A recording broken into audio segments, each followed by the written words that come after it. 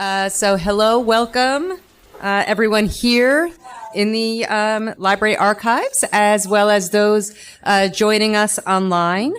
I'm Amy Stempler. I'm Associate Dean and Chief Librarian here at CSI, and it is my pleasure to welcome you to today's event, the Willowbrook Legacy and the CSI Archives. We are thrilled to continue our partnership with the Willowbrook Legacy as we build the New York Disability Archive and celebrate the newest acquisition, the ARC New York. These research collections will be vital resources to the field of disability studies and disability justice. And like you, I am excited to learn more today.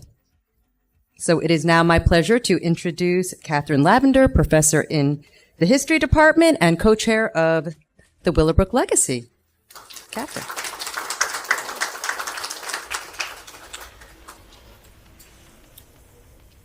Don't want to mess anybody's computer setup up. Thank you so much for joining us. And I just want to say it's important for you to understand this is a library and archives project, the creation of these archives. It's not the Willowbrook Legacy project, but we're so happy that this is being done here on the campus so that we can connect to it. So many people come here, they're drawn to this community because of the history of the site.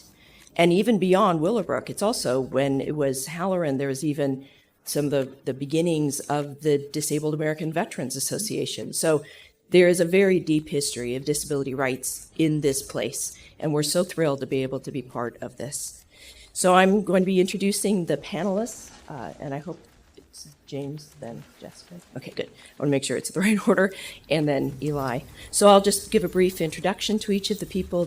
All of them bring really unique and distinctive gifts to this project, and we're so happy to be able to sponsor this talk. So the first speaker will be James Kaiser. Dr. Kaiser is the archivist here at the College of Staten Island. He's been the archivist here since 2002. In 2009, he became a full professor here in the library. He holds a doctorate in American Culture Studies, and he's also authored 6 books. The most recent is a book called Staten Island's Elliotville Abolitionist Enclave, Gilded Age Retreat, and Ferry Suburb, which was published by the SUNY Press in 2025. I really recommend it. If you want to understand our community, it's a great place to start. He's currently working on photographic history of the college. I'm really looking forward to seeing that as well. And that's going to be released in September. Next September? This coming September. Coming September, okay, great. All right, so, James? No, thank you.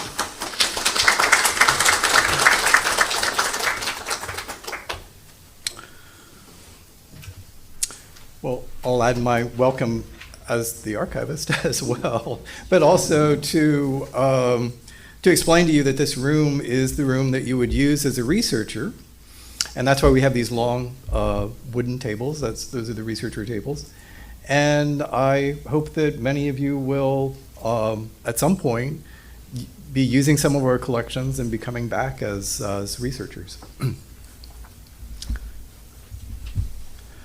So I'm going to give a brief overview of the archives and our Willowbrook collecting focus. The archives was founded in 1999 to honor Senator John Markey. Markey had served in the New York State Senate since 1957. He would serve until 2006, making him the longest-serving New York State legislator in history. Markey used his position to support the college over many decades and was instrumental in securing the Willowbrook campus for the college, along with the funds needed for construction and renovation. At the point the archives was founded, the college knew that the archives would be more than just Markey's papers, but didn't establish a collection development policy. So establishing that policy was my first task when I was appointed archivist. The Markey Archives became the College of Staten Island Archives and Special Collections, since it was going to be more than his papers and no naming gift had been received. So the following collection policy was put into place. The archives collects materials that document nationally significant aspects of the history of the college.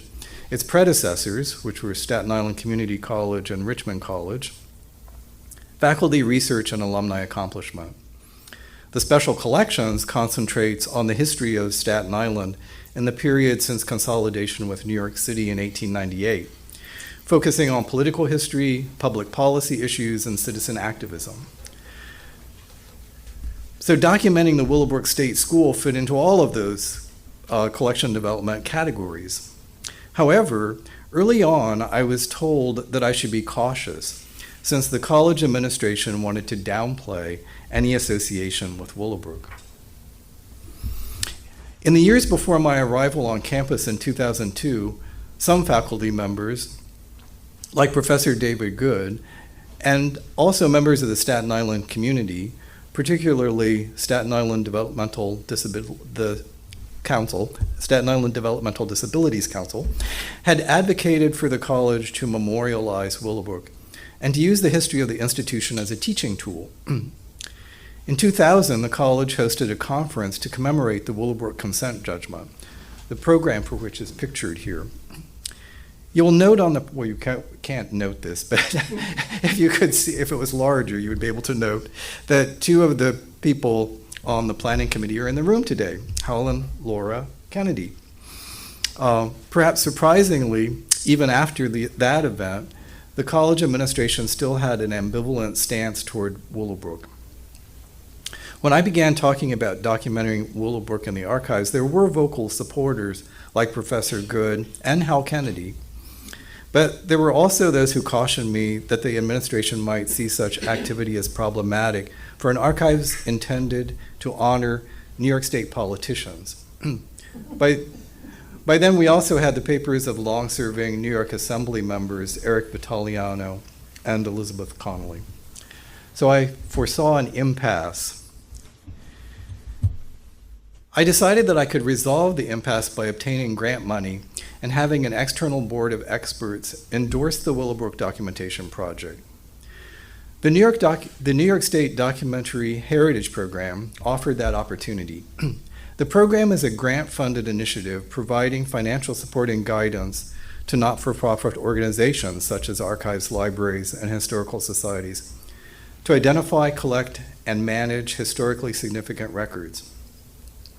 And DHP grants specifically target the preservation of underrepresented groups and topics in New York State history. So in 2004, I successfully applied to the New York State Documentary Heritage Program for a documentation planning grant. Among other things, the grant paid for an advisory panel to meet and determine the significance of the project and Willowbrook topics that should be documented. And so on the advisory panel that listed there, you'll see we were really fortunate in who were able to get on the panel. We had Bernard Carabello, a former resident and a self-advocate, a former resident of Willowbrook and a self-advocate, former Assemblywoman Elizabeth Connolly, of course Professor David Good, Hal Kennedy, Diana McCord, and Ida Rios, who were parents of people who had lived at Willowbrook, and Sheila Rothman, who was the co-author of the book, The Willowbrook Wars.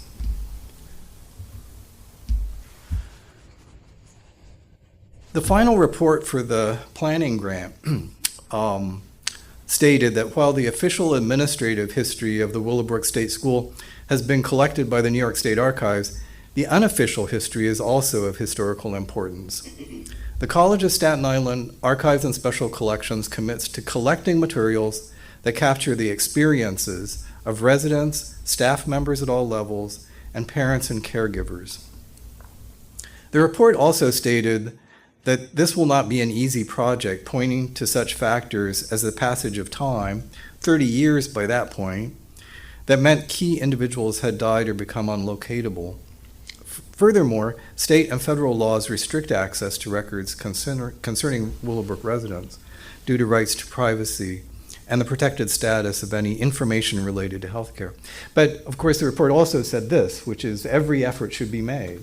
So we have been making that effort. Near the conclusion of the grant year, the archives hosted an event to announce the findings of the working group and announce the donation of the first Willowbrook materials by Diana McCourt, Bernard Carabello, and Ida Rios. Of course, I made certain that college president Marlene Springer was the person to talk about the significance of the event and be the one to formally accept the archival materials.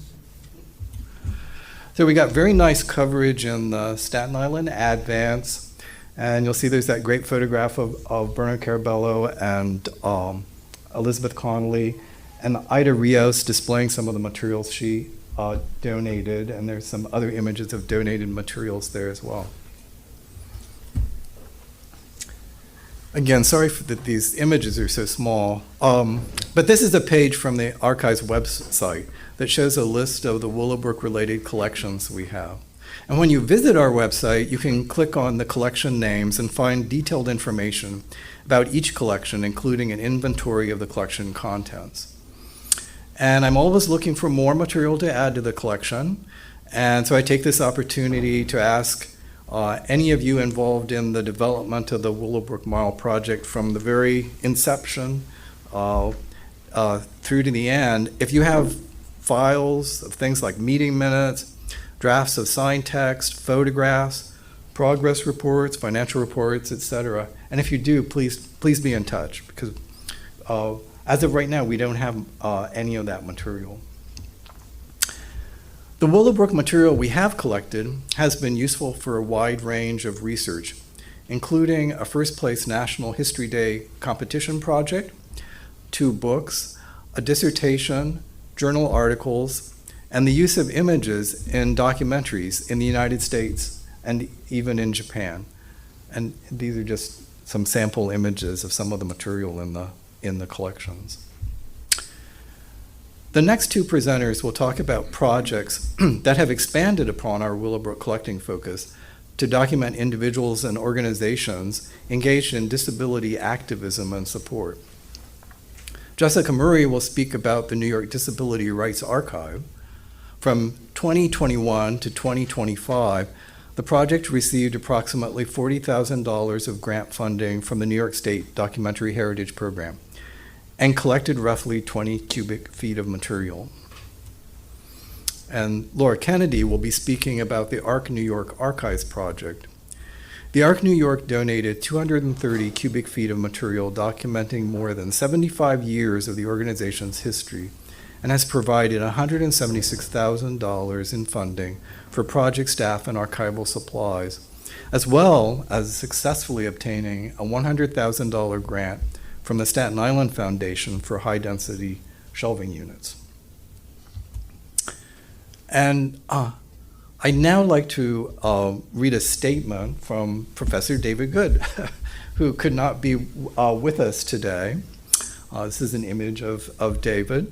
And I'm just going to read it as he gave it to me.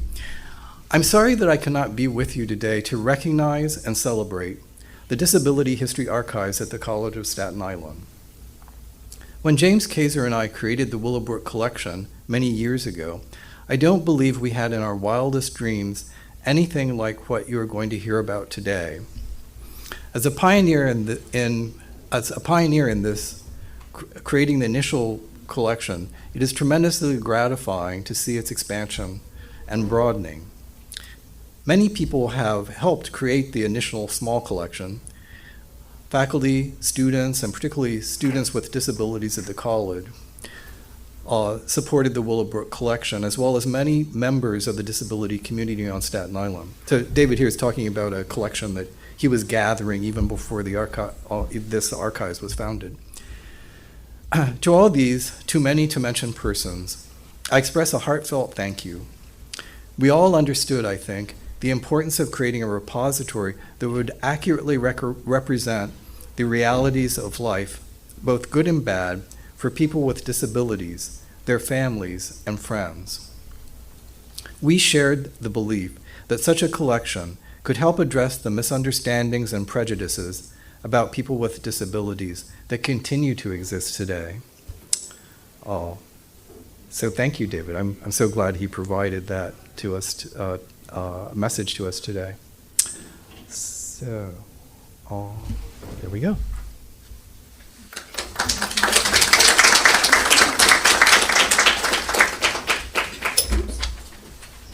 think Lizzie might be interested. Sorry. Okay. I'm also now very happy to introduce our second panelist, Jessica Murray. Dr. Murray has a doctorate in developmental psychology from the CUNY Graduate Center, which she completed in 2020. And since then, she's been working as a disability rights activist, and I'm sure it was before then, too, as a disability rights activist and educator.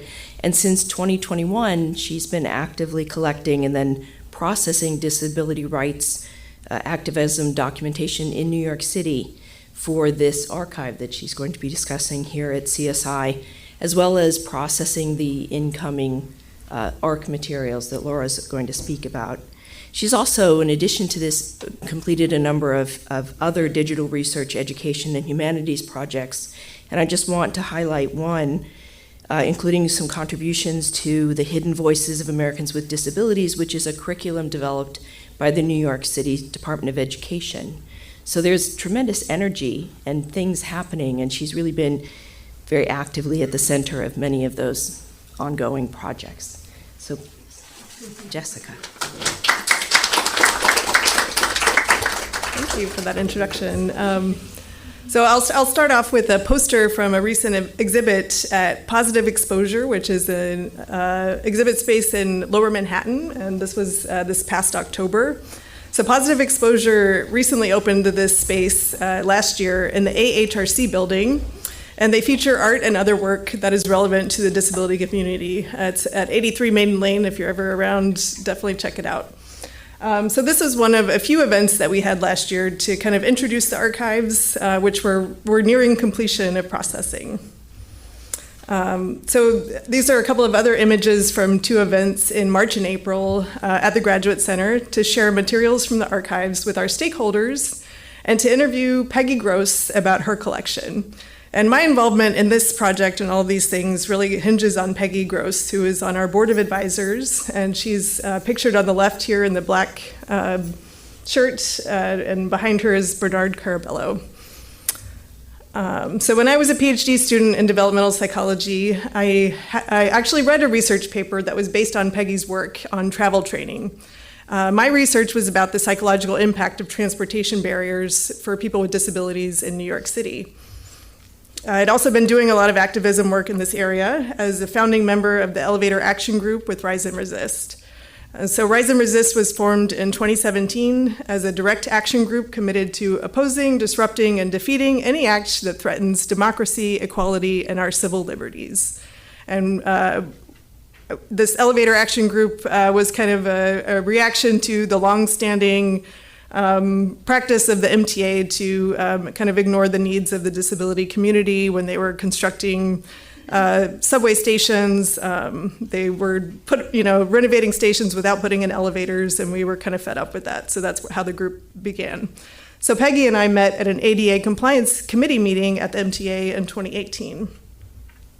That group was later replaced by an advocate-led advisory committee that I chaired from 2019 to 2023. And here are some early members of that committee at an accessible station lab at J Street Metrotech in 2020. And the man on the far left in the blazer next to the woman in the blue sweater is Jim Wiseman, and he's from the Eastern Paralyzed Veterans Association, or EPVA. And I'll talk about them a little bit later. So Peggy helped to develop the first urban travel training program for people with disabilities that we think in the world. It was the first of its kind anywhere. And she had worked with Jim Wiseman and the MTA for many years. So she later joined the MTA advisory committee that I was on in 2020, and we served together for about 6 years. And these are some early photos of the travel training program when it was at AHRC Occupational Day Center in Manhattan. So Peggy developed this training program with Dr. Jack Gorelick at AHRC's Occupational Day Center starting in the late 1950s, and Laura is going to talk a little bit about AHRC. So she helped to pioneer curriculum for students and teachers and developed a process for evaluating the effectiveness of the training. It was successful, and it eventually moved to the New York City's Department of Education, where she managed the program for more than 40 years. So she recorded data, she hand calculated statistics, she advocated for funding, she estimated budgets, and she helped train a lot of people to travel independently, and she changed many lives.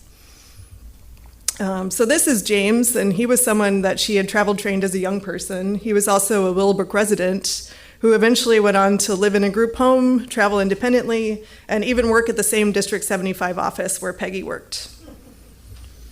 And he had a lot of great things to say about Peggy. So in addition to the MTA, Peggy had also worked with the Department of Transportation to develop portable intersections, with the NYPD to develop ID cards for people with communication disabilities, and with the Eastern Paralyzed Veterans Association on travel training for people with spinal cord injuries who now had to learn how to navigate with their new mobility devices. So EPVA also played an important role in developing the Americans with Disabilities Act requirements for transportation. And Peggy lived and worked through these changes, and she still advocates for better training for MTA staff today. So this is a photo of Jim Wiseman, who was pictured earlier. And photo is probably from about the early 80s, maybe 1980. Where they're trying to convince the city and the state to invest in accessible subway stations. And so at the time, there were no accessible subway stations, and they were suggesting that the city and state put in hubs around the system so that people could connect with other modes of transportation. So in this context, Peggy and I both had an interest in accessible transportation, an interest in education, and an interest in the history of disability rights. So we clicked immediately. She almost also immediately brought up the need for an archive of New York's disability history. She knew the importance of primary sources for being able to tell the history. And this is actually a history curriculum that she developed at the Department of Education in District 75 with her colleague Susan Abdelezer. And it's called People Who Changed Our Lives. And it features a Tom Olin photograph of the Capitol Crawl in Washington, D.C. in 1990. So in 2020, after I finished my PhD during the pandemic, we decided it was as good a time as any to start working on this project. And so we both knew about CSI's connection to disability history through Willowbrook, and we thought it would be an appropriate place for the archive. And James also thought that this was a great way to expand the collecting focus of the college. And so he agreed to take on our new collection. So the New York Disability Rights Archive project officially kicked off in 2021 with our first grant proposal to the New York State Archives. After that, we surveyed people who we thought would have materials for the archive and identified around 60 cubic feet of material. And then once we had the list of donors, I started working on gathering the materials, making detailed surveys about the donations, and organizing them into a researcher-friendly collection. So we were able to collect about half of the materials that we had identified, but some donors have been hesitant to donate their records. And so here we are in 2022 at Positive Exposure in their previous gallery space in East Harlem. And at this point, we had collected materials from about 8 individual donors. And so many of the collections have multiple donors who held onto records from the same organizations or topic areas, which is not the typical process of archival processing, but it made sense in this situation to break it up into smaller collections and consolidate the materials. So working with Peggy, Susan, and Laura, who were all on my advisory board, we recruited others to the board who were also interested in this history. And when the project was first getting started, I was contacted by the curator of the Activist New York exhibit at the Museum of the City of New York. So there is a small exhibit of disability rights activism there. This opened in 2023, and it features 5 items from the archive, as well as images from the Elevator Action Group. And then this is Jean Ryan, one of our other advisory board members. Jean has been part of Disabled in Action for more than 25 years. Disabled in Action was started by Judy Heumann and a handful of other people back in 1970. And she's been the president for the past at least 10 years. So we also met through transportation advocacy, and she's also been instrumental in connecting me with other advocates who have donated materials. And so most of the material we have received has been through these relationships and personal connections. We haven't had as much luck trying to, kind of cold call people to see if they have material. And through this work, I've also discovered earlier connections to Willowbrook in the archives collection. As Catherine mentioned, Halloran Hospital was originally built by the state of New York to be Willowbrook State School. But in 1942, when it was almost complete, the Army took over the property and added numerous facilities. And it later became a VA hospital under the Veterans Administration. So the state wanted to return Willowbrook to its original purpose, and there was a brief political battle to keep Halloran as a VA hospital. So this is a photo of the Eastern Paralyzed Veterans Association protesting the closure of the Halloran VA Hospital in 1951. And Robert Moss, the founder, is in the front center, holding the sign that says, "Don't let us down." So we've really come quite a long way in the last 5 years, and it was very exciting to gather enough material for our first exhibit this past October. So besides introducing the archive project, we also focused the exhibit on our best documented topic, which is transportation accessibility. So the exhibit highlighted the decades of advocacy work that have gone into making our city more livable for hundreds of thousands of New Yorkers. And we recently finished up most of the arrangement and description work with the help of an intern, Serena Shepard, on the left side, who is an MLS student at Pratt. And she also helped to curate materials for the exhibit and to finalize the arrangement and description of more than half the collection since last summer. And since November of last year, I've also had the pleasure of working on the ARC New York's collection with Cheyenne Watson, who's seated up here. And Laura's going to talk about that now. I think you wanted to do another, yes. Okay, so thank you.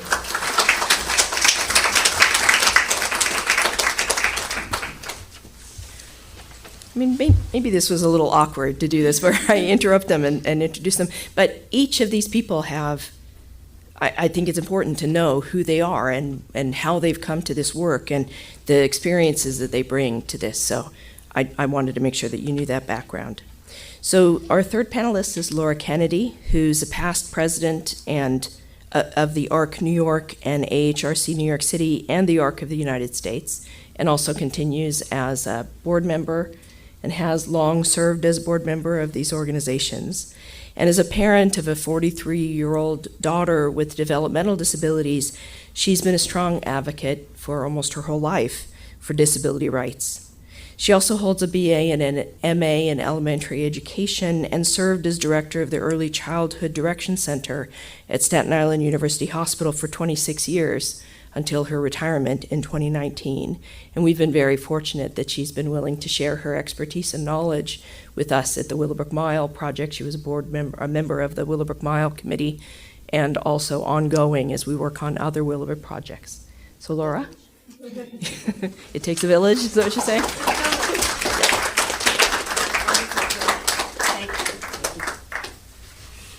Thank you, Catherine.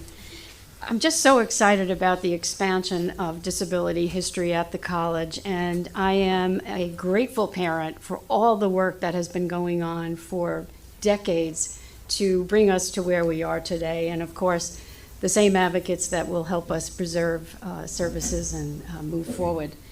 So during the next few minutes, I would like to share with you who is the ARC New York and the early years of the organization, some major accomplishments, and how the archive collection was preserved and its journey to CSI.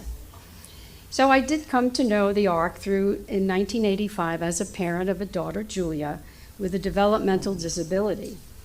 And joining the ARC board of AHRC New York City in 1993, a chapter of the ARC New York, it gave me the opportunity to learn firsthand about the extraordinary organization and getting to know its founder, Ann Greenberg, and many remarkable parents, self-advocates, and staff during my 33 years being on the board. In July of 1948, Ann Greenberg placed an ad in the New York Post. It was $3. She wanted to form a play group for her son Jerry, who had a developmental disability and was prevented from entering school. 10 people showed up in July of 1948 when she placed the ad. But in January of 1949, 300 people showed up They met in the Bronx, and they incorporated in 1949 in February. The Association for the Help of Retarded Children, the parent movement, began. The AHRC began with New York City, Long Island, Westchester, and Sullivan counties as the first chapters. These parents believed that all children with disabilities should receive an education and supports that all other children were receiving to reach their potential at the time. Joseph Weingold, a parent and a lawyer, becomes the first president and soon after its first executive director. He went on as a major change maker in the disability arena for the next 30 years. A year later, AHRC hosts its first annual dinner of May 1950. 1,500 people showed up and attended this first dinner. Think about that. 300 in January, and the next year there's 1,500 people. I was told that when Dwight Eisenhower came back from World War II to New York City, they threw a dinner for him at the Waldorf. 1,600 people came. But think of the first annual dinner of AHRC. These parents were energized, determined, and focused. In 1950, the AHRC joined other parent groups around the country to form the National ARC. By 1957, the AHRC becomes the State Association, NYSARC, New York State Association for Retarded Children. That term retarded was used at that time. And it grows during the next 30 years to 64 chapters, including the parent groups of institution chapters, covering all of New York State. It became the largest nonprofit organization of its kind in the world, serving individuals with developmental disability. In 2017, NYSARC fully brands with the ARC of the U.S. and becomes the ARC of New York. NYSARC and the chapters of the National ARC were at the forefront of the parents' movement that helped drive society towards greater inclusiveness by championing education, healthcare, and training opportunities for employment. It was the grassroots efforts of ordinary people with extraordinary perseverance that helped to expand programs and services across the state and the nation. They were amazing difference makers. Now, some of the major accomplishments were in 1950, the first clinic in the nation was established in New York City. In 1954, a joint legislative committee on mental retardation was established in New York State. Now, today that has grown where there is a disability committee in the Assembly and the Senate. In 1956, the New York State Legislature approved $25,000 for studies and planning in order to develop a research institute for mental retardation. This was the result of much testimony and input by AHRC parents to the Joint Legislative Committee. That went on for years. In 1959, legislation mandating public education in New York State for what was known as trainable children with IQs of under 50. This was a fight from day one that those children who had IQs over 50 were able to get into programs for educable children, but trainable were left home. And so this was a big, big coup for the organization and for families all over New York State. In 1961, Governor Rockefeller announced that a new institute for basic research in mental retardation, believed to be the first of its kind in the world, will be established adjacent to the Willowbrook State School on Staten Island on land already owned by New York State. And in 1968, IVR opens its first laboratories. In 68, a guardianship bill is signed into law. In 1972, the Willowbrook class action lawsuit was filed by residents, their parents, and NYSARC as the lead plaintiff. And in 1975, the Willowbrook consent judgment is signed, leading to the development of community residences and programs across New York State, and paving the way for additional state school closures. There were about 7 state schools across New York State, even prior to Willowbrook's beginning. In 1975, these are all parents. Understand that AHRC grew across New York State, helped to form the national organization with other parent groups that were doing the same thing, but they are governed by family members and managed by professional staff. And so their whole mission is being run by family members and self-advocates. In 1977, the association's bill creates a separate Office of Mental Retardation. It's called OMRDD. Now it's OPWDD. And that was another push from the ARC to get away from the Department of Mental Hygiene and to have their own office with a direct line to the governor, which they did. In 1980, Joe Weingold retires after 30 years, and Mark Brandt becomes the next executive director for the next 34 years. And now Eric Geiser is the CEO at the state office. In 1987, on September 17th, the Willowbrook Developmental Center closes. If you go to the Willowbrook Mile Station 4, you will see a large rock with a plaque on that commemorating the closure of Willowbrook.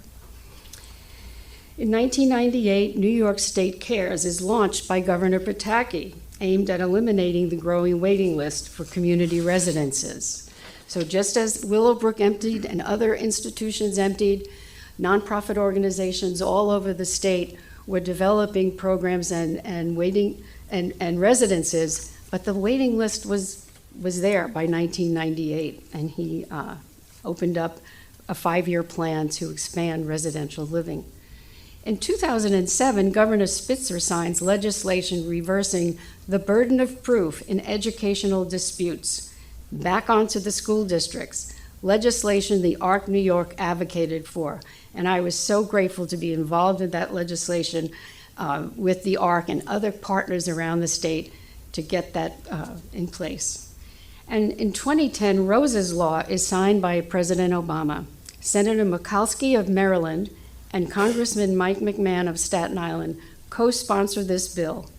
The ARC advocacy was instrumental in this important change, replacing the word mental retardation with intellectual disability in federal health, education, and labor laws. Yay.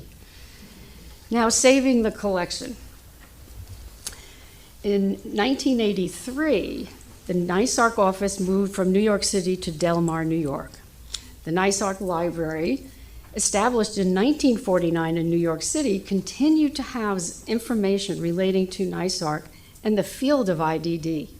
The library was the primary repository of educational records, chapter information, books, journals, periodicals, articles of interest, advocacy campaigns, federal registries, New York State disability law books, videos, photographs, letters, and more. In 2016, while I was serving as president of the ARC of NYSARC, the decision to move from Del Mar to Latham was made to acquire additional space. With that, the library and 65 years of records stored in the basement needed to be saved. I established the NYSARC Historical Archives Work Group to review and make recommendations to preserve the contents of the collection as boxes of material, and I mean boxes, like 250 boxes from the file cabinets and other boxes were moved to the Warren Washington Albany chapter in Lake George. The work group received helpful guidance from James Kaiser, archivist at CSI. Work group members visited the Disability History Museum located in Buffalo to learn more about preserving and creating an online collection, which we have. If you go to the arcnewyork.org, you will get into the Disability Historical Archive collection. The Buffalo Museum actually now has been moved to the Viscardi Center, thank goodness, in Nassau, and it's a wonderful addition, and you can see the expansion of the Viscardi Center, the Center for Learning that is happening right in our backyard, and the expansion at CSI with disability history material. There's more.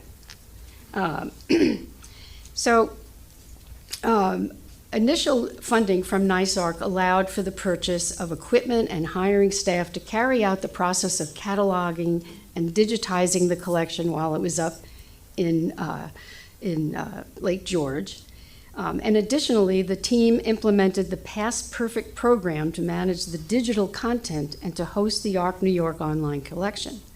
The organization's Board of Governors approved an annual budget for the ongoing year-to-year work on the collection. In the summer of 2022, the ARC New York engaged the Winthrop archival consulting firm to access the 384 cubic feet of the archival material and explore options for a permanent home. Winthrop archivists confirmed the value of the collection and affirmed it should be preserved to serve as an educational tool for families, staff, students, educators, researchers, policymakers, activists, and professionals in the field of medicine, mental health, and disability studies. So what is in the core collection? Audio-visual recordings. There are 500 recordings. Correspondence, letters, materials providing firsthand accounts from families, staff, government officials, governors, U.S. presidents, among others. Documents like governance records, legislative materials, public hearing minutes, testimonies, Willowbrook records, and advocacy materials. Legislative materials. Willowbrook records are the most valuable in the collection, and public awareness flyers. Our children's voice, and there are some that are located in the back case there. It was the newsletter that came out every 2 months from 1950 to 1999, and according to one stakeholder, it is considered to be the best resource in the IDD field because you will see the transition of events. There's photographs, posters, and framed items. The core collection illustrates the impact the ARC New York is part of a broader social justice movement for people with developmental disabilities had in the 20th century through today. So the ARC New York work group recommended to its Board of Governors that the collection be gifted to the archives at the College of Staten Island. CSI has a strong commitment to disability history and disability studies, and this location would ensure access to the collection by the broader community. Given its location on the grounds of the former Willowbrook State School, the college has partnered with OPWDD, the Staten Island Developmental Disabilities Council, and IBR in developing the Willowbrook Mile and various events celebrating disability milestones. Dr. David Good in 1999 wrote a history of AHRC, and Dr. Good, as you know, also began the annual Willowbrook Lectures here on the campus. So after consideration, the Archives and Special Collections at CSI was chosen to be the ideal repository of the archives. And I am pleased that with generous financial support, as James mentioned earlier, the ARC New York, as well as the Staten Island Foundation, the collection was not only moved to the college last summer, but funding has been in place to purchase the shelving, the archival materials, as well as the funding to support dedicated archival staff to prepare this research collection by 2027, which is now well underway. And thank you to Jessica Murray and Cheyenne Watson, who are here. They're well underway in getting the collection accessible to everyone. I'm going to end with a quote. Joe Weingold always was at the head of many, many meetings, and he always had something to say about what they were doing and why they were doing. And this plaque is on the building in Del Mar, and we use it often. While there may be some doubt as to how much we may be able to change our children for the world's sake, there can be no doubt about how much we must change the world for our children's sake. And so when I go back to Building 29, which you see as you drive in the back of the college campus, It's exciting to know when we look at the archives, the expansion of material that's happening, having disability history at the forefront. The Willowbrook Center for Learning is Building 29, and Governor Hochul has allocated funds in support of renovating Building 29. This will become a valuable center for learning about disability history. It'll provide many opportunities for conferences, training, educational program, and the expansion of archives. And also in the arena of the interest in disability history and its importance today, the Friends of the National Museum of Disability History and Culture is an initiative that has been in progress since 2018, and the goal is to create a National Disability History Museum with the Smithsonian to be located in Washington, D.C. This nonprofit board has been working towards this ambitious goal to ensure that disability history is told and not forgotten. And so with that, I will conclude, but I say that Anne Greenberg, with a $3 ad, changed the world for our children. And our children were changed because of the work that they did. So thank you.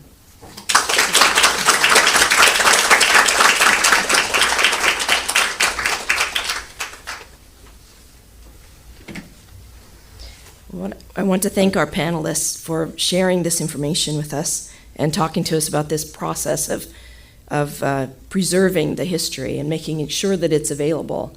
I mean, it's such an important thing that it's not just that they've moved the archives here, but that they're supporting it becoming accessible and that people can be using it and that there are archivists working with it, because that really is the key. Otherwise, it's just a warehouse. It doesn't become an archive until an archivist processes it and makes it available. So one of the things that we asked when we were approached about this panel and sponsoring it by the Willowbrook Legacy Project, one of the things that we asked was that in honoring what we try to do with the Willowbrook Legacy Project, that we always make sure that self-advocates are part of the conversation. And so I asked if we could invite comment from a recent graduate of our MA program here at the college in history and a holder of certificate in public history from the college, and that's Eli Gottesman. And so Eli Gottesman is going to give some remarks in response, briefer remarks in response. I mean, Eli is a particularly distinctive person to be able to respond to this from outside of the project. He is a young historian trained in history, has done archival research, so knows how important an archive is. But in addition to that, he's also working in the field. He's now, after graduation, employed at the OPWDD, the Office for People with Developmental Disabilities, where he co-chairs their equivalent of the Willowbrook Legacy Project for the OPWDD. And he's also a DSP at the Grace Foundation, a position that he's had for quite a while. But in addition to that, he's also a self-advocate who has focused on ensuring the rights of himself and others with who are on the autism spectrum and who have other kinds of disabilities.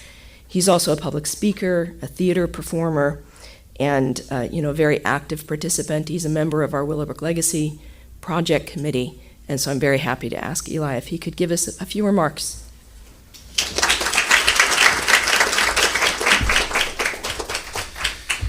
Good afternoon, everyone. My name is Eli Gottesman, and I am honored to be here today as part of today's panel on the endorsement of the Willowbrook Archives here at the College of Staten Island.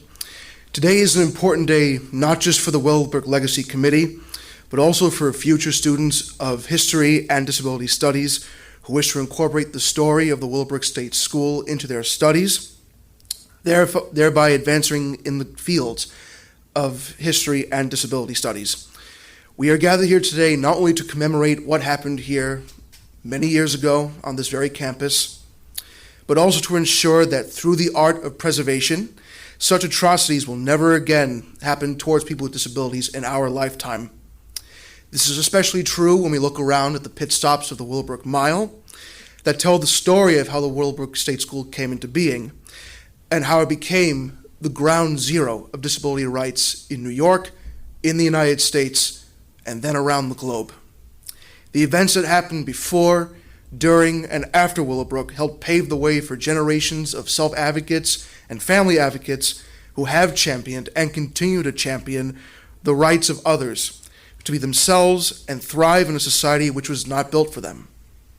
Over time, these courageous individuals and groups came together to convince people in the United States and around the world to sign the Americans with Disabilities Act and other nations across the globe to do the same thing, to pass similar disability rights laws. I am here today not just as a co-chair of the committee, but as someone who has taken on several roles in both the history and disability fields. As Professor Lavender mentioned, I am a DSP at the Grace Foundation of New York. I'm also a self-advocate on the autism spectrum who does public speaking and all different kinds of projects to ensure that the disability community, and in particular the autism population of our community, is heard and seen and acknowledged. I am an alumnus of this campus with my 2 degrees in history and the public history certificate. I am well versed in especially the history of human rights and prejudice because I have experienced prejudice in my own life. My background in both areas has influenced the way I see things, my philosophy, my worldview of how society should be more welcoming towards people with developmental disabilities. Regarding the Willowbrook Archives themselves, this initiative is important to the growth of our campus and this community. If we wish to learn from the horrendous events that took place here at Willowbrook, then we must collaborate and build something that will be beneficial for generations of Staten Islanders. History has shown us time and time again that when we ignore the tragic events of the past, facts and evidence seem irrelevant, the truth will be forgotten, and history will repeat itself. So we have to make sure that things like Willowbrook never reoccur, especially when we tell the story of the prejudice that took place at Willowbrook. And so the goal of the Willowbrook Archives is to gather documents and items which were once located in these buildings on this campus and shed light on uncomfortable truths about the terrible occurrences that took place at Willowbrook. Because even though history students and disability students study in 2 different fields, our paths in this matter are inevitably intertwined. It is important that we share this pursuit in sharing this goal of preserving history and advancing disability studies. It is our hope for us in the committee that when you come to visit the Willowbrook Archives, to learn more about this unforgettable saga in the history of Staten Island, you will walk away with new perspectives on how disabled people have persevered in the face of adversity and discrimination. In this day and age, we all know that empathy and humanity are fleeting, and if we wish to make our community more inclusive, then we must strive towards making disability history and education even greater fields of interest for those who want to give back and help people with disabilities realize their potential and see themselves as fellow citizens who contribute themselves to improving our society and not being seen as outcasts to be unheard and unspoken of. By endorsing this mission, you will become part of a legacy, a small part of that legacy that continues to grow as our committee strives towards creating even greater disability activism endeavors. By joining us in our goal of preserving the history of Willowbrook, you'll be playing a small yet impactful role in ensuring that people with disabilities remain out of the shadows of discrimination, step into the sunlight of inclusion, and become part of a wonderfully diverse future. Thank you.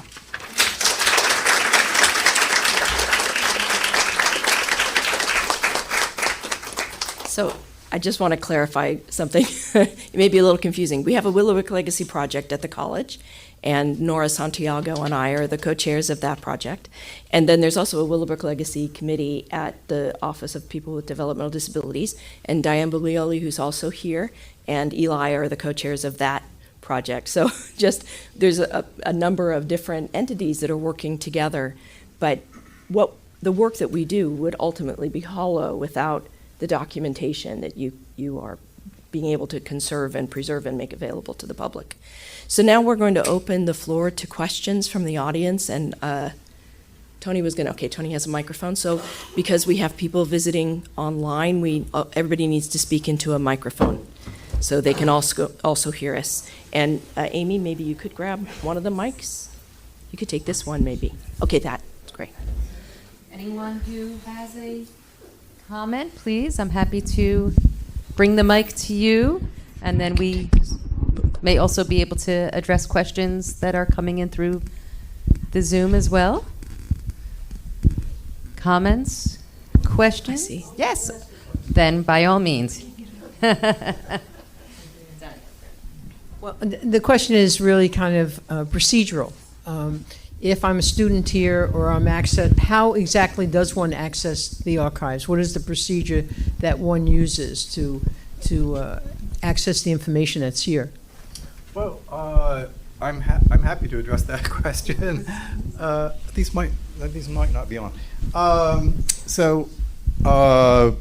It's mostly by visiting our website and requesting an appointment. I know when I say appointment immediately that sounds off-putting, but the reason we have appointments is because our collection is stored throughout the building. As the archives has grown, we've taken up more and more space in the building, as Amy will tell you. And so the material needs to be retrieved and prepared then for researcher use. So that's why we do an appointment system. But it's very easy to get an appointment and to come and use the collection, and we're certainly here for exactly that reason, so that people come and use the materials. Just also, it's just a wonderful accomplishment for the ARC's materials to come here. The one that was run up in Buffalo, that material is down here as well. Yeah. But I agree with you that it's very important to me that it is here on Staten Island, because this is ground zero as far as I am concerned with the Willowbrook Mile here, and it's always I don't know if the word is heartwarming. It's the only word I can think of right now, but it's important when I walk through the campus and I see students sometimes sitting on the benches there, and a couple of the times they're just eating, but other times they've actually been in conversation about what was written on the placard, and that really touched me. And I've brought a couple of tours here of high school students, and to hear their questions, it's just what Eli is talking about, is that information, that seed that we give them by coming here is able to flourish. It changes them. It changes their perspective. I mean, that's what college does too, right? We come here, we do some critical thinking, and then it changes how we look at the world and hopefully how we'll impact upon it. So the archives, the mile, the project, Eli is a wonderful representative of as a self-advocates. I'm just thrilled to be here and to hear this, and hope that all of you walk out and critically think about some things that you heard today. Yeah. I'd like to expand on what Diane is saying, because when I myself looked into some of the archival material that we had, just to give you an example, if you come to the archives, in those archives are hundreds and hundreds of stories about how things came to be. And as an example, one time I was doing a presentation about IBR. IBR is the only research institute run by a state in the world for developmental disabilities. And when you go into the material and you can extract the letters and where is it going to be located, and first get the money and then it's built, you really see the example of going into the archives. You'll be able to look up, I'm using this as an example, IBR. And then you will be able to make an appointment here and get all of the material that led to the development of this research institute. And you would do it here, and you would have all of that material available.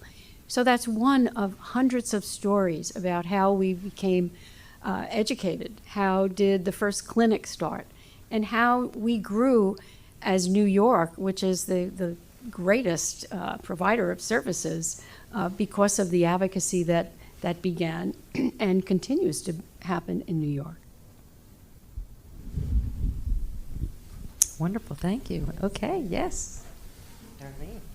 Hi, I just wanted to say, I'm taking notes because I'm a little nervous and I'm forgetful, but I just wanted to say that as a retired District 75 teacher, it is just amazing to sit here and hear from the people that actually was on the ground floor of starting programs that I actually used in my practice as a special a highly trained, specialized instructor of students with disabilities and autism.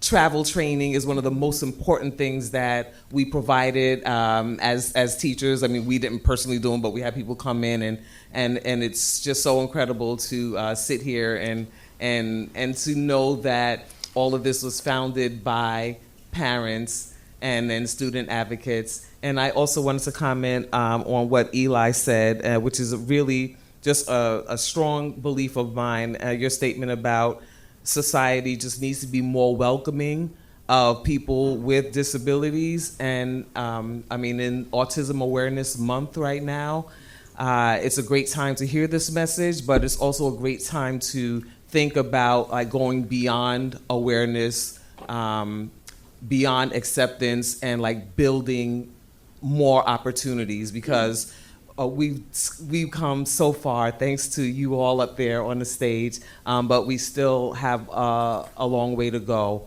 Our students still need more services, and so and the last thing I want to say is that I host an art exhibit here, Artists with Autism, in the library gallery, and you all have an open invitation to come and check it out after June 24th, I believe. So thank you.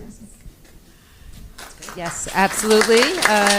Heads up on that, but also one of, and again, part of, the colleges and the library archives and special collections mission towards accessibility really also goes to universal design. This helps everyone. It is not, yes, of course, the advocacy is so important for those in need, but it is also just a part of universal design that is really, as welcoming and inclusive. Inclusive means everyone. So I'm looking to see if there's any other hands, or perhaps I missed. Oh, we already have a microphone, of course. Okay. Hi, I'm a college student at CSI, and I was wondering, why did y'all make it like very inherited that y'all had like posters of like where the different buildings were? Because at first when I was on campus, I didn't know that they were like historical places until like I was taking a psych class, and they were basically expressing how Willowbrook used to be a place where studies were taken. And then the more I looked around, I realized it was talking about like the historic moment. So like, why did y'all think it was like very important to like mark where certain places were for people to see? Well, I can maybe speak to that. I mean, the Willowbrook Mile project, which is what you're talking about, goes back a long way. And Diane was right there at ground zero of the beginning of that. And at the time that there was almost no commemoration of the history of Willowbrook on the campus. And there was resistance among some of the upper leadership that they didn't want to be associated with to be honest, the stigma of a state institution. And so there were kind of incremental steps that had to be taken. First, it was going to be a fitness trail. And we would just, while people were stretching out, we would just mention, and here was the building. And then, and that's part of why it's laid out the way it is. But then as people changed, and as the upper administration changed, and new people came in, and especially under the previous president, Fritz, who was very supportive, and whose wife had a doctorate in education, and had read David Good's book, and was very impressed by the importance of telling the story. That really kind of opened the floodgates. But a team of people had been working for a very long time on how to tell that story in these stations that would be located around the campus, so that people would encounter them and that people could come and learn about the history of the institution. And that legend that's on the milestones, we call them. Do you remember the exact wording, Diane? The milestones. You know the wording is, it was your wording. Remember? Okay. And I'm on pain medication that makes it a little difficult for me. But it was something like remembering the past. That's exactly right. And so that was kind of the guiding principle that we knew we have training programs for people who work in these fields. We have people who are coming up through the ranks to become social workers and caseworkers and public advocates and lawyers. And we knew that if we could influence people, get them aware of this legacy that they carry in their bones from having been on our campus, that could be really transformational.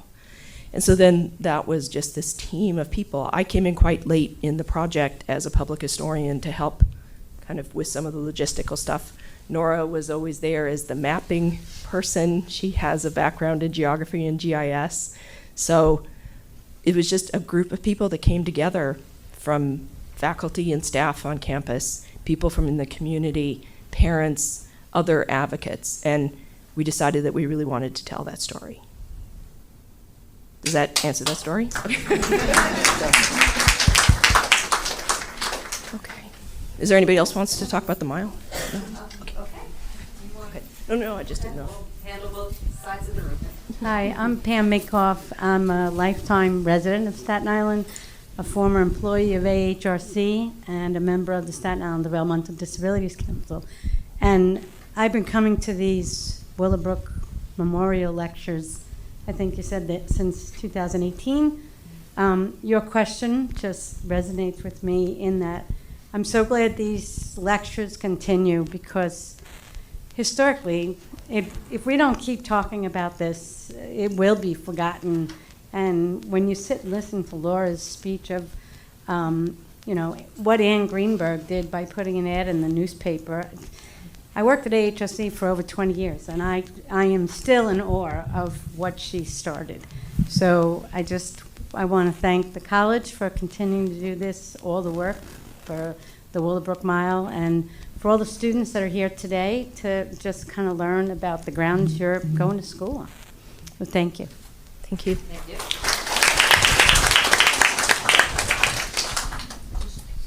Diane. Yeah, just to add on that, Pam, is that, and what my friend Eli said, is that, when you look at, first of all, the mile was meant to be spread out, so people would have to walk the campus, because the campus is 365 acres long. It was meant, when a parent drove up to this place, they saw this beautiful pastoral set of buildings, right?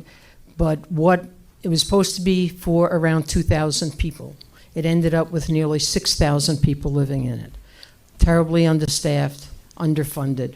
So this beautiful pastoral setting became this institution that really didn't do what it was supposed to do. But it was very, very large, right? And we were trying to give that feeling of how it spaced out it was, right? And the fact was that there was nothing about Willowbrook that was home-like. There was nothing. People lived in dorms where one bed touched the other, right? There were no places where people put personal things because they had nothing personal. It was an institution. And what Eli said about, and what the mile says about remembering the past, which is why the mile is so important, to protect the future, is now we don't put people in big institutions, right? Because the public knows that, and they react to it. But we have to critically think, that person who lived in that institution had very bad care, very poor care. But more than that, they didn't live in the world. They were isolated, yes? Well, today, if you have a child that just graduates from the Board of Ed, and you apply for a program, it could take you a year and a half to get that person in a program. There's a different way. The government's more sophisticated now. Those that block us, those that prevent us from getting the most for our children, right? They block us in different ways now. So they don't put them in an institution, but what they do is they don't give the funding to allow them to get to their next program, right? So it happens in a more sophisticated way. So it isn't that activism isn't needed now, it's needed differently. And it's needed by those who critically think. It's people, you need to get it. You need to walk the mile and say, people have a right to receive the services and supports that they need. All of us do. All of us. It's universal, right? Everybody needs it. But you gotta watch how it stopped. Right now it stopped. So you have a disability. You graduated from the Board of Ed. Now you're home for a year in your house because there's no services for you. It's the same thing. It may be more comfortable. You're not in an institution, but you're still not allowing to breathe, to grow, to become the person you truly are, right? So we have to be more sophisticated. I hope the mile gives us that information and infuses in those of you that are younger, because I'm old, infuses in you that, but I decided I'm a dinosaur, but I'm a dinosaur that talks, right? So I get to say this to you, the younger people, to say, you gotta think and say, my nephew is at home. He should be in a program. He should be receiving services. He should be getting training so he can get a job. He should be able to move out of his house when he's 25, 26. He should have a place to be able to go to. He has a right to live his life. And that's our task, right? And that's what the Mile was hoping to infuse into others. So I'm just thrilled that all of you are here today. Thanks. And I'll just say part of what's exciting about today is that the Mile is a first step. But, I mean, so you say they don't have a service for you, but you also can't get to it because there's no elevator in the station, right? So it's part of a much bigger picture, and what this project is doing is putting it into that context. It's an entry point into a much bigger story. And that's what I'm really excited about this new archive that's being created here, is that it connects it to a much bigger story. And we need to know all of those fronts that the battle fights on, because it's not just institutionalization. That was the story behind the Mile, was deinstitutionalization. But there's a much bigger story. And going forward, there are all of these histories that we need to draw from. So that's exciting. Go ahead. Hi, everyone. My name is Hanan. I'm here representing Assemblyman Michael Tnousis of the 64th Assembly District. I just want to say thank you for inviting us. And I always say that the IDD community are the fiercest group of advocates. I mean, we deal with all lobby groups from all backgrounds, and truly the IDD community come on top, and they're always there, and they're always ready, to fight for what's right. And we're right along there with you guys on the state level. We don't have a state budget yet, unfortunately. Still late and still delayed, but we always advocate for the IDD community. And everyone, I want to thank all the speakers. I want to thank the College of Staten Island for continuing this and for keeping this history alive and well. And we're always on board, and we definitely will come and visit the archives. So thank you for that. On all the speakers, all the comments, very eloquently spoken. So thank you so much. And I also am a member personally of the Staten Island Disabilities Council. So thank you for your own advocacy and all your work. So thanks.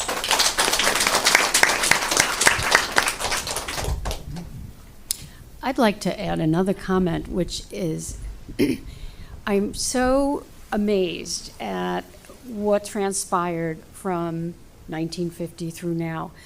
My daughter Julia was born in 1982, and not knowing the history, when I look back, if she were born in 1972, there would be nothing. But in 1982, when we discovered Julia had delays, we immediately had an infant program. Then we had a preschool and school and District 75. And now she lives in a community residence and goes to Eden 2 and has a life in the community. But to think how 1950, you were either in an institution guided by advice to go to a school, or you were home with nothing. And so think of the tools those parents had, the determination. And this really speaks to whatever area you're in, environment, climate, medicine, advocacy works. And those parents made things happen in 30 years so that when my daughter was born, it happened, and we continue to make it happen. And so I think the Willowbrook story, the advocacy that occurred for people with IDD sends a great message that you can make a difference. You can make a change, but you have to be out there. You have to do it. They didn't have cell phones or the internet. They raised money. They made calls. They went to Albany. They went to Washington. They made a difference. And that doesn't end. It continues with us. And as Diane pointed out, all of these years were in making services, in making people included in the community and employable. But right now our advocacy is not only to continue that continuum, but to preserve what seems to be being a dismantling. And so unless you're there and you're forceful, these people made a change by working with government to do the right thing. And so every student here, if you feel like something is wrong, you have a chance to make it right. So we can learn by Willowbrook. We can learn by the archives to make a difference in whatever area is important to you. So Nora has a question, I think, off of Zoom. So we have a question from online. Jacqueline is asking, how can a medical field join in on the history and disability efforts, like classes for the med students? That's a great question. During my time at Staten Island University Hospital, the director of residency there asked the Early Childhood Direction Center where we worked, and we were a grant from the Education Department, to work with residents to educate them as to the Willowbrook story, early intervention, preschool special education, and so forth, and opportunities for better health care. I think it's very important for everyone to, in the medical arena, to be very cognizant of the special needs in terms of diagnosing and treating people who have ailments and might not be able to express themselves. So there is a great opportunity to learn from the disability community to enhance your medical profession. And I would also plug my friend Rick's organization again. Positive Exposure does a lot of medical education. They are really trying to kind of reframe how disabilities are presented in medical textbooks. They've done a series of videos about rare medical conditions from the perspective of the patient, and not like these kind of dehumanizing images that are often in medical textbooks. So definitely check out their organization because they have a lot of, and they do trainings around the country, around the world. For medical professionals. Yeah. What was it called again? Positive exposure. Yep.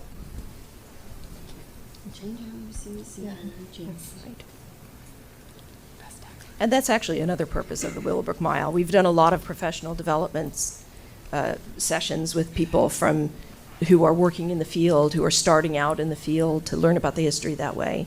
But also in June, I'm really excited about this, a group of disability activists from Korea who are coming to be at the UN are going to come out and spend a day here exploring, and I'm hoping that they can come to the archives. I think it'd be great for them to meet with you particularly, because one of the things they're focused on is there's been a series of deaths of people with disabilities in Korea who get trapped in elevators. It's awful, and this is kind of what kicked off this movement. So they're very actively involved in that movement, and I think it would be great for them to have that conversation with you.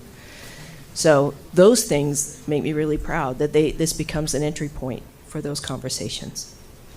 But we need more people who would like to maybe take people around the mile, who would like to learn about the history and become student guides that would walk up to somebody who's having their lunch at the station and say, do you know what happened here? That would be great, kind of guerrilla tour guides. So that's a possibility. I think for the students here, and actually everyone here, I think it's important to note that 27% of Americans identify with having a disability, whether you're a baby born with it, have an accident, come home from war with it, or age. There is a quarter of America can identify with disability, and the American story on disability, from bad to good. There's a saying, whatever helps people with disabilities helps everyone. Curb cuts, accessibility, that continues. And so as I mentioned, there is a group focused on having a National Disability History and Culture Museum alongside all of the other stories of American life in Washington, D.C. This is real, and it's important. And there's a diverse group of people that are at the table to ensure that these stories are told and we learn from them. So that's exciting. And Building 29, the governor has supported that as a center for learning, the Viscardi Center, the great work being done here at the College of Staten Island and through CUNY and others. It speaks that there is a real need and an interest to make sure that disability history is understood and we move forward together to make things better. Thank you. All right, any other questions as we're approaching? Go ahead. Hi, I'm Sammy. I have a quick question. So obviously with the Willowbrook Mile and everything you have in person here, it's so powerful. But I'm curious, you mentioned that you're trying to get some of the archive stuff digitized by 2027. I'm curious how you think that the internet and the digital age will kind of enable this story to be told outside to the greater world. Well, so the ARC materials are going to be processed by 2027. We are actively, applying for grants to digitize some of the collections here, because it is easier for people that can't travel all the way here, especially people in the disability community that maybe this is a very long and arduous journey, even more so if they're using a wheelchair, for example. It might be really tough for them to get here. So that's something that's always been important to me personally. Taking on this collection is to make sure that people can access it wherever they are. But that's a whole project in itself. I mean, getting the materials and getting them organized took us several years. Granted, I was working on that very part-time. But digitizing the materials, there's a lot of steps involved, creating metadata for each item, making sure that it aligns with the physical materials and the location, making sure that the file formats are correct, that we have enough storage, that we can preserve those digital records. You can't just create files and expect that they last forever. They have to be backed up on multiple places. I've learned a lot about the process in applying for this grant, but we're thinking about it and we're hoping for the best outcome. Jessica and I put some materials in the back glass case where Nora is standing, some photos and some newsletters from the ARC New York.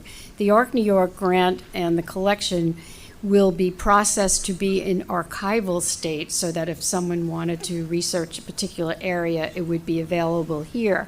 But digitization is also a goal down the road.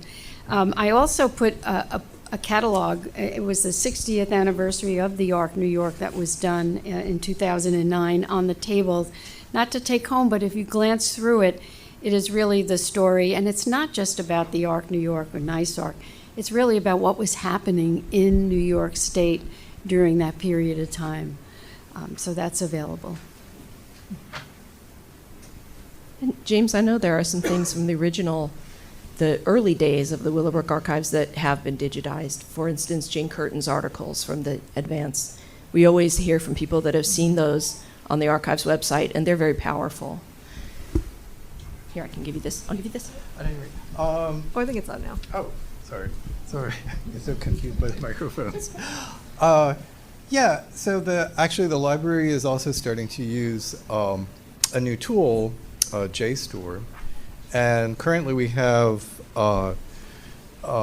student newspapers and student yearbooks out, but we'll be taking more advantage of that tool to provide more digitized content in future. So it's an exciting moment that when we're able to take advantage of those kinds of tools to expand access. Any more questions?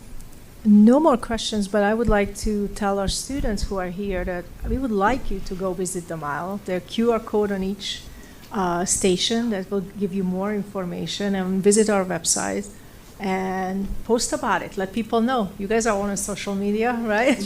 Let people know. And I want to get a plug here for our next event. It's going to be September 18th when we will walk the mile, and we will also have a lecture. I don't know, Catherine, if you want to give more information. We're still working on it, but the focus we're hoping for the Willowbrook lecture will be on medical ethics and the research that happened at Willowbrook, especially the hepatitis studies. There's a scholar who's a doctorate in psychology who's worked on the hepatitis studies and non-consensual research that was undertaken here. And if you don't know anything, if you're not from here, the one place you're likely to hear the name Willowbrook in your education might be in reference to that study, which is part of our argument about why that makes this site a kind of ground zero. The response to that and the Tuskegee syphilis study, both of which were really exploitative studies on vulnerable populations, led to federal legislation to protect the rights of human subject of research.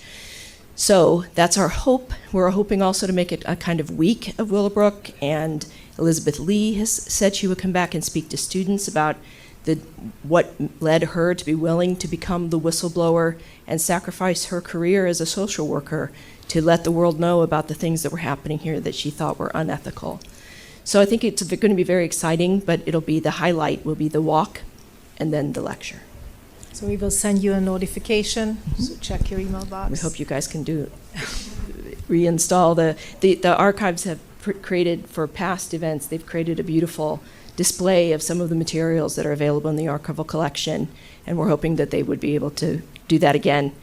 There are some downstairs, but maybe some of the things that aren't always on display, and some are around. Right? So we hope you will return for that, and we'll keep you posted. We'll send out events on Eventbrite to let people know. So if you're on that list now, you're going to hear from us. So that's good.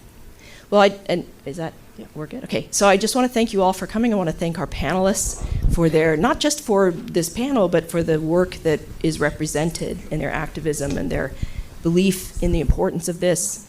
That, James came here, and you and I both came here, maybe not from that kind of background, but I met David Good the first day on campus, and he said, "Do you want to come to the Willowbrook lecture?